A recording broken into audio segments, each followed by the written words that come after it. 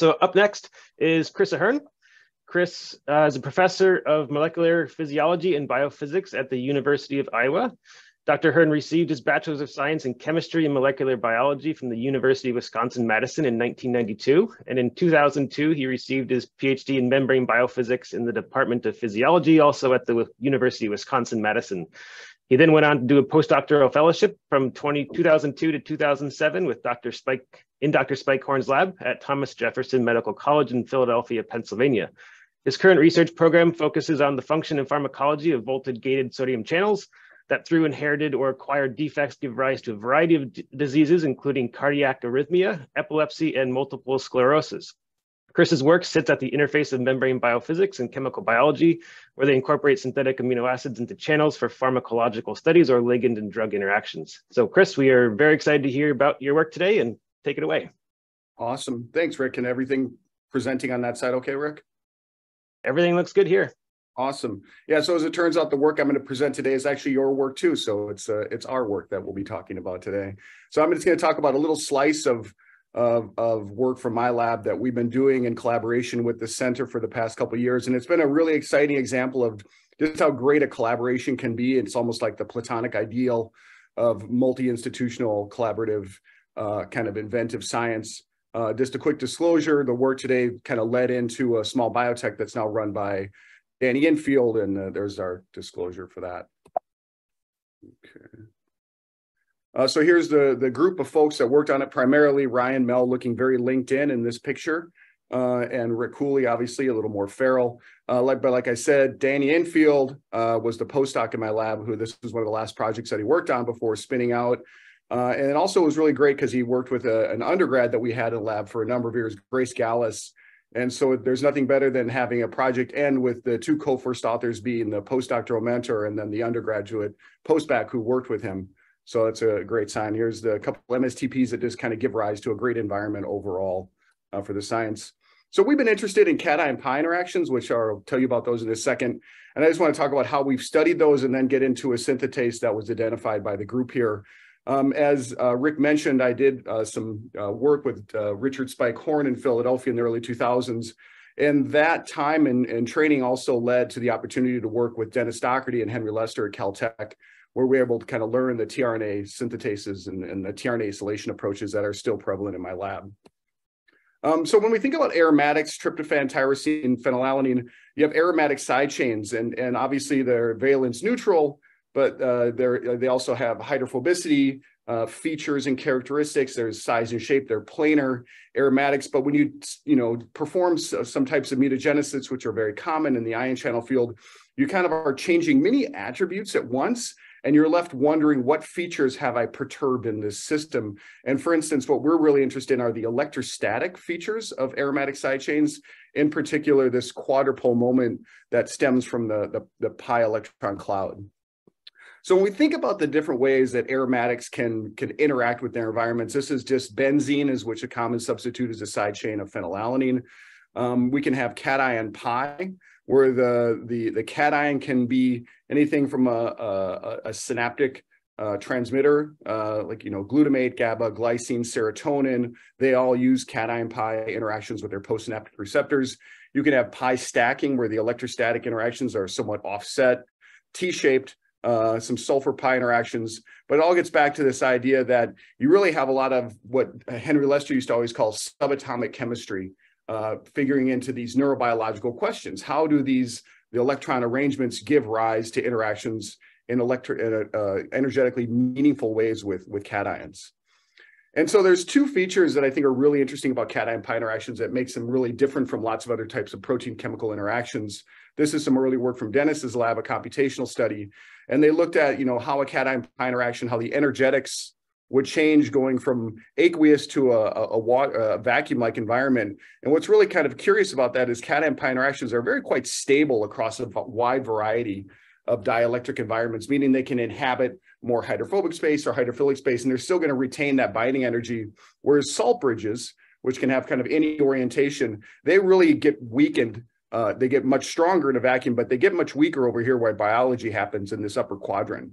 And then if you look more closely here in that kind of aqueous environment, cation-pi interactions can exceed the strength of a salt bridge. So we often will sequence gaze and scan structures and find salt bridges and get excited about the functional kind of consequences of those. But cation-pi features can also be very important. The standard way, which is established in the field now, how you study cation-pi and aromatic interactions, is you perform serial fluorination. And you can see the effect of this in these kind of pseudo-color images of the electrostatic distributions. This is benzene here, and the negative charge is shown as a red density on the face of the aromatic. But as you substitute fluorines, 1, 2, and then 3 fluorines, you can see this linear dissipation of negative electrostatic potential, and with it, the binding energy. And what's really beautiful about this system, as opposed to something happened when I mutagenized it, you have a systematic hypothesis that you have a linear reduction in binding energy with each substituted fluorine. So the method that we've been using for the last 20 years or so to perform this on ion channels is, you take a benchtop acylated tRNA that you've made in the lab, and you charge it with a variety of mono, di, or trifluorinated aromatic side chains, co-express this with mRNA for the channel, and you put this into the xenopistoocyte. For those unfamiliar, the xenopistoocyte is a very large cell. It's around a microliter in volume. It's easy to work with. It has good electrophysiological features. The power of this approach is that a single tRNA, we use pyrrolysine now as well, a single tRNA can be used to encode any type of amino acid. So it's a one-size-fit-all. Whatever you can acylate onto this tRNA, you can express in a target. It's very useful for small atomic changes, things that are very subtle that may elude the ability to make a synthetase, but also very little amino acid is used. So for instance, a few milligrams can be enough for an entire study. So we can get a lot of mileage out of a very little amount. And you can, there are established methods with electrophysiology to study these approaches. One example of what this looks like in practice at the bench, tetrodotoxin, which is the main poison that comes out of the fugu, the pufferfish. It's the main reason why when you go to a sushi restaurant and you eat fugu, you have a tingling on your tongue. It's because this toxin here, TTX, blocks voltage-gated sodium channels with very high affinity.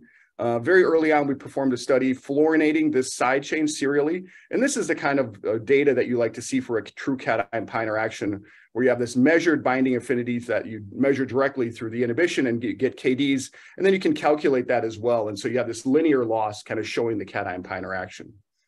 Another very gratifying study that came out of Dennis's lab and then Ryan Hibbs was one of the earliest examples of a cation-pi was shown in acetylcholine receptors, postsynaptic receptors. And this was done in Dennis and Henry's lab at Caltech, where they showed fluorination of a key tryptophan in an aromatic box. So it showed this nice, very beautiful linear loss of binding energy. And then almost 20 some years later, I guess it was only 21 years later, Ryan Hibbs was able to crack the structure of this exact protein. And I can't go through the details of it today, but here you have this neurotransmitter bound in this aromatic box, and it's perfectly poised for the cation-pi interaction that was predicted 20 years prior through functional studies. And so this is a real nice way that, in the ion channel field of membrane proteins, cryo-EM is cracking basically every class of every structure protein, and it leaves us wondering, how do these work and how do they interact with important ligands? And so you can kind of see a marriage come out of these types of studies where structure and function are both growing together at the same time. But also, one of the interesting things is also cation-pi interactions within a structure, within a protein structure, not just ligand interactions.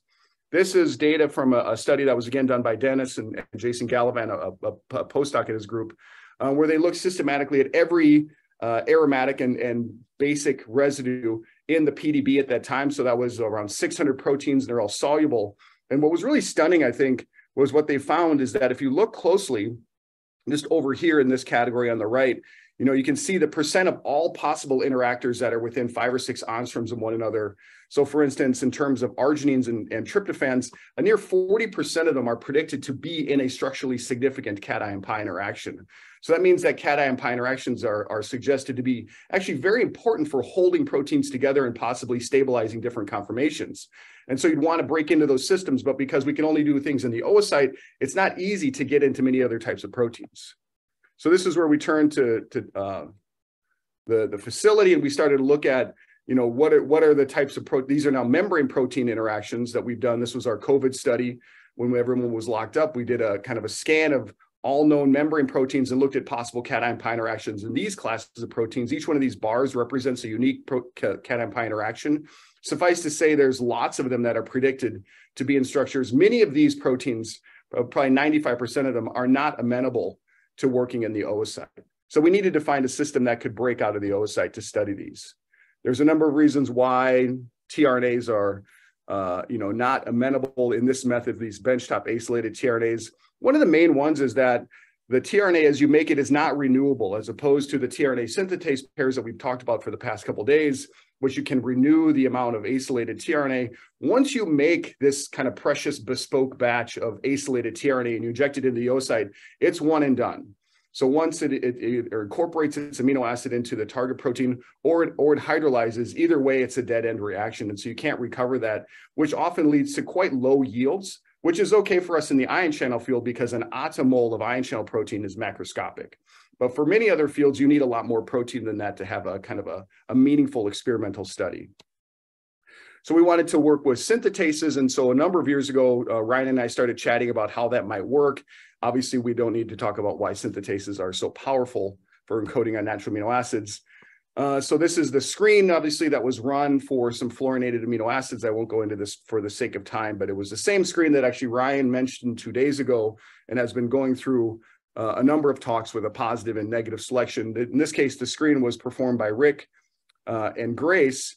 And what I think really was the breakthrough for this project, and Ryan and Rick can maybe chip in on this, is that the idea to start with by doing a subset of selections against a methylated, like a paramethyl version of this fluorinated side chain, that allowed a kind of a structural nub in order to select for a subset of synthetases, which in them would be the ability to actually see and recognize a fluorinated version of the aromatic side chain. So the first screen that was done was against this paramethyl tetrafluoro phenylalanine. And so that was done. And what was really interesting about that is there was a number of synthetases that came out of that study, shown over here, with some of them having really nice features in terms of enzyme production. And so we were really excited with that. And so when we saw that data, we decided to move forward with actually looking at what could this synthetase encode in both E. coli systems and in HEK cells. And so on the left, what you're looking at here are the series of amino acids that were actually tried in terms of their encoding efficiency, all the way from mono up to pentafluoro. And this is the encoding efficiency by these different synthetases. This is in the E. coli over here. What was really exciting for us is here's HEK cells, which has been never achieved before, but due to the center, and we now have a synthetase that can encode serially fluorinated amino acids. The same enzymes can encode, mono and di all the way up to pent. And what I didn't mention in the previous bit there is that one of the big challenges of using acylated tRNA is after you got to trifluoro, you were unable to encode a tetra or a pentafluoro in the oocyte expression system. The expression was so low that you were unable to get meaningful reproducible data. And you have to fully fluorinate that side chain to remove all the cation pi binding energy. However, you could only get to a trifluoro in order to get a sense for that. Now with these systems, it's actually the opposite. What's really cool about this is that as you increase the number of fluorines on the side chain, you get actually better incorporation. And you can see this visually here and then kind of quantified down below. And so what was really kind of great about this study is Danny Infield had been doing a lot of mass spec, native mass spec with a CRO called Novacia, which we do a lot of our tRNA work. Every time we send out a tRNA to a different lab, we have Novacia first do native mass spec on it to tell us exactly what the mass is down to the Dalton. And so we had a great experience with Novacia for a while. And so we decided, okay, let's do GFP to show fidelity of encoding, because it's possible that this synthetase might be encoding some of the aromatics that are not the fluorinated versions that we're putting in. But what you can see from the slide, I know it's a little busy, is that in every case here in E. coli and then in HEK cells, we have basically single masses that represent the encoding of the intended fluorophy into GFP. So this is the full mass of the GFP, and we're getting the exact weights down to the Dalton from E. coli all the way over to HEK cells. And it kind of goes without saying that this speaks to the power of this synthetase, because you're able to get macroscopic yields of a GFP protein enough to do native mass spec in E. coli and in HEK cells, how well it's working in terms of its ability to encode these types of amino acids. So what we wanted to then do at the very last step of this kind of initial pilot study was to be like, okay, well, how well does it work in a human membrane protein that is special to us and has value for pharmacology and structure function studies. And so we looked at the human cardiac sodium channel, HNAB1.5, which is the primary isoform in the heart. Mutations in this gene are known causes of cardiac arrhythmia. It's also the target for class 3 von Williams antiarrhythmic drug. So it's a very important human membrane protein in terms of controlling cardiac electrostatic excitability. We looked at a region in this protein that's important for inactivation, the process by which sodium conductance is removed after the action potential.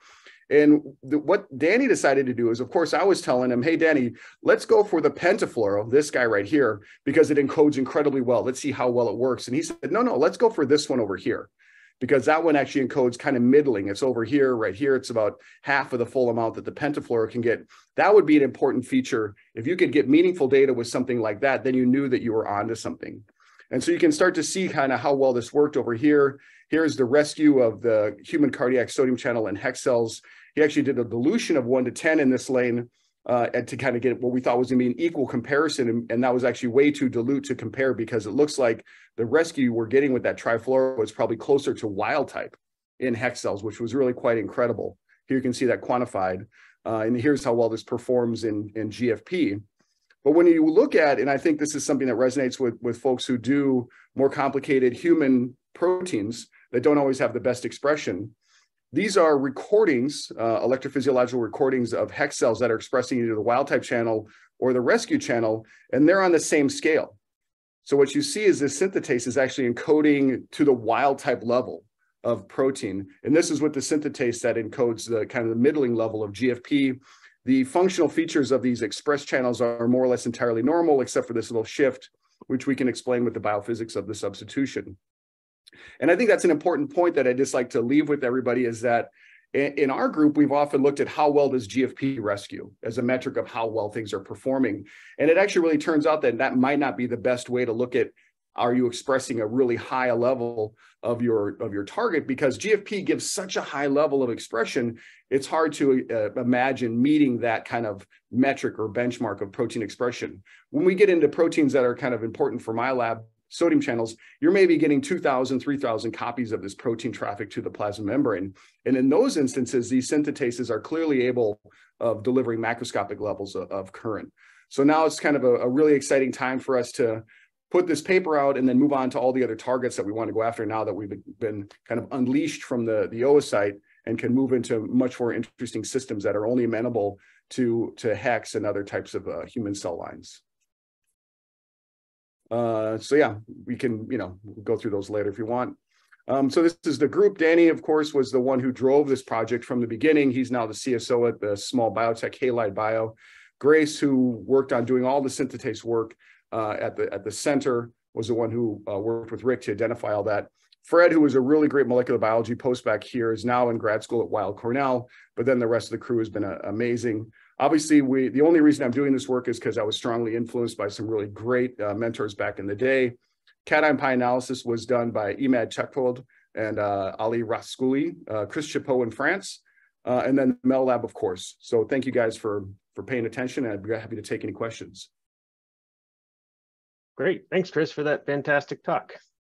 Any questions from the group? We got, John. All right, a question. That was great, Chris. So those are big currents. It's nice to see. So when you fluorinate the aromatic, and it seems like with more fluorinations, you get better incorporation. Is there cation pi interactions with the synthetase? So is there something about that interaction of the side chain and the synthetase that makes it better the more fluorinated it is? Rick?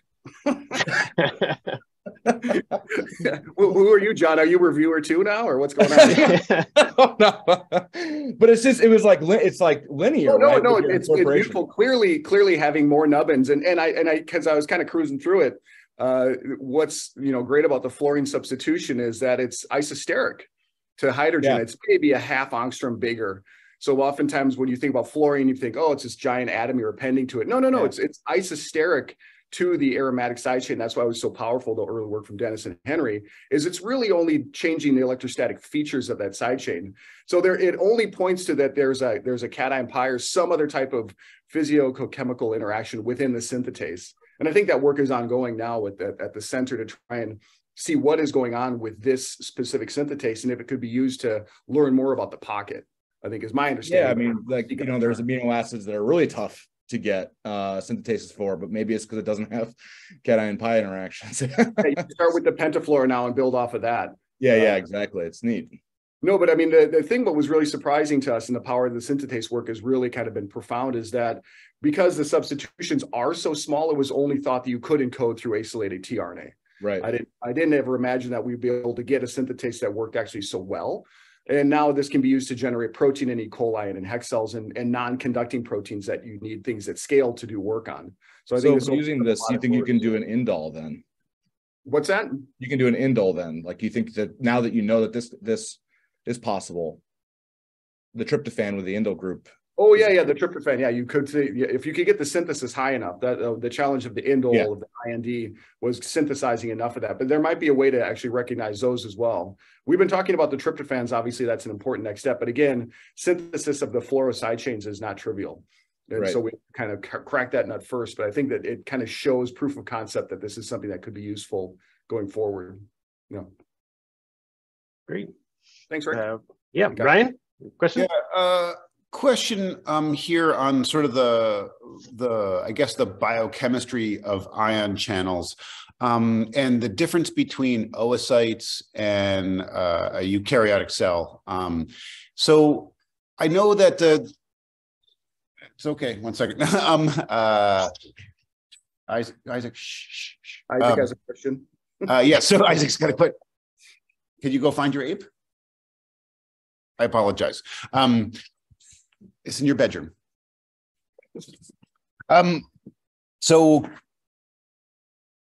the question is with regard to trafficking, and so you talked about this huge significance of ion channels in the context of folding and structure, and it seems that there might be a huge relationship between the trafficking, folding, and then the function. And so are you seeing a difference between sort of the trafficking ability of these fluorinated ion channels? And is there a big difference between the two systems, hex cells and oocytes, with regard to trafficking versus function and your ability to sort of probe that?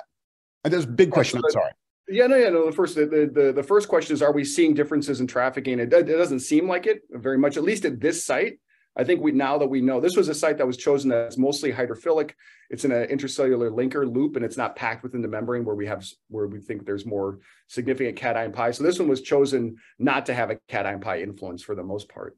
But I would guess that would kind of go hand in hand, Ryan. If you have a cation pi interaction that's important for stabilizing the traffic form of the channel, by linear fluorination, you would expect each one, you'd have more protein made, but less trafficked, which would be an interesting way to look at that study. But the oocyte is a very different beast. It's because they live at 14 degrees, 18 degrees. They don't, or that's Celsius. They don't, the trafficking is very different. Early on, like a lot of human mutations were shown to traffic normally in oocytes, and it was said, oh, they traffic fine. But it turns out they don't traffic fine when you have them at 37 degrees. And so the oocyte is a very different beast for looking at more physiological kind of features. And that's why it's so important to get out of the oocyte for some things. I think there's still a place for it, but having a kind of a marriage with some other assays is going to be really important for understanding that. So yeah, trafficking generally is a no-no for the oocyte. So that's why it opens up a nice avenue here with this system. Great, thanks. Yeah, of course. Any other questions? Well, thanks, everybody. I can ask one real quick one, yeah. Chris, if you don't mind. If I heard you right, you said that when you, like the pentafluoro phi, when the acylate on the tRNA delivered to oocytes, it wouldn't incorporate. Is that true? Is that That's what right, you were saying? So why? Once you tetrafluoro, you wouldn't see any expression. And another challenge, I don't know, it just seems like the incorporation dropped as you added fluorines. And one of the challenges of oocytes is it's not easy to do westerns because it's such a small amount of protein. So you have to inject maybe a few hundred oocytes to get a western. And so those studies are really not inviting for most kind of troubleshooting exercises. So we didn't really know why it didn't work. I don't think that we haven't looked at like hydrolysis. But the main thing that gets you in the oocyte is how quickly the side chains hydrolyze. So the alpha hydroxys have extremely slow hydrolysis rates, and we get enormous expression from them. But if you have polar side chains, glutamine, glutamate, lysine, arginine versions, those hydrolyze within minutes. And so by the time you acylate them and put them into an aqueous environment, they pop right off. It's super frustrating. So those ones are kind of a no-go in terms of the oocyte work, because like I said, it's a one-way reaction and you can't re-acylate in the oocyte. Whether or not that's a feature of the fluorination, I don't know. I don't know why, but we were never able to get currents, rescued currents. And you'd like to be able to kind of say, oh, is it just not trafficking or is it not being made? But you can't really do Westerns either in that system. So when it works, the oocyte is great, but there's a lot of things that it kind of falls flat on. So Chris, have you tried injecting the RNA for the synthetase and then the amino acid in oocyte to see if you can get that to work there? No, I mean, yeah, you could. You know what I mean? Just like a one-off. I don't know, because it. No, I know. Like it seems to work really well for Ricard Blunk with ANAP and also for the Zagata and Sharona groups. Yeah, I think that would work, but by piecing the thing back together in the oocyte. But I mean, the expression is so good in hex cells. It's like, why would you want to do that? There's exactly. No, it is an interesting idea to kind of, that would be a bridge, right? Because we have all these pi studies in the oocyte, it'd be great to have a bridge with the synthetase from the oocyte to the hex cells, at least one example of that. So I totally appreciate that comment. Yeah. Cool. Any other questions from the audience? All right. Well, if not, thank you.